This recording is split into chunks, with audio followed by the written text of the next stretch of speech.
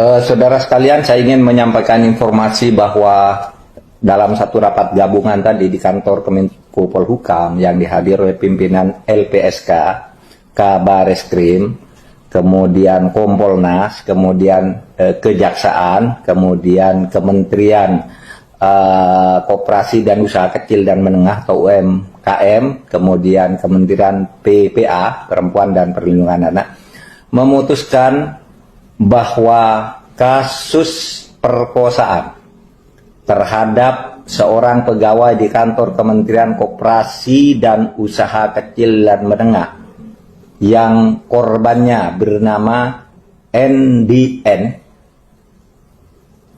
dilanjutkan proses hukumnya dan dibatalkan SP3-nya. Oleh sebab itu kepada 4 tersangka dan 3 saksi,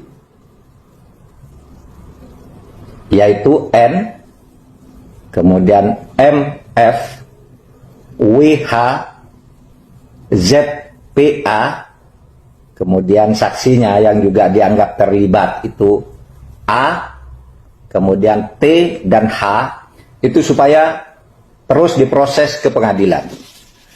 Alasan SP3 atau penghentian penyidikan karena pencabutan laporan itu tidak benar secara hukum. Di dalam hukum, laporan itu tidak bisa dicabut. Yang bisa dicabut itu adalah pengaduan.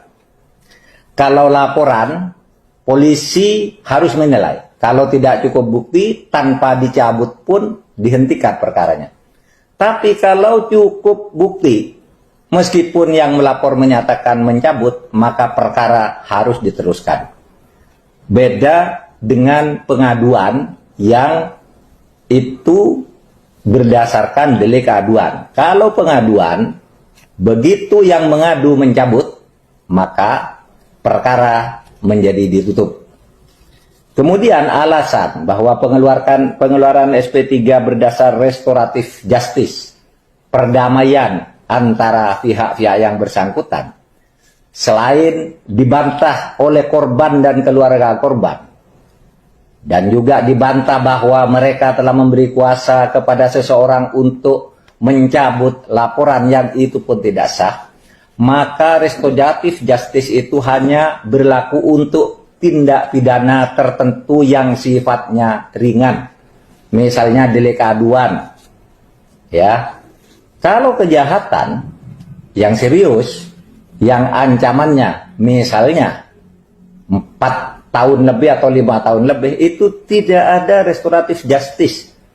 Korupsi, pencurian, pembunuhan, perampokan itu tidak ada restoratif justice. Itu harus terus dibawa ke pengadilan.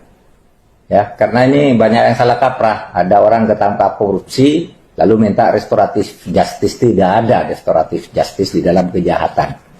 Ya, itu ada pedomannya di Mahkamah Agung, di Kejaksaan Agung maupun di Polri sudah ada pedomannya. Restoratif justice itu bukan sembarang tindak pidana orang mau berdamai lalu ditutup kasusnya, tidak bisa.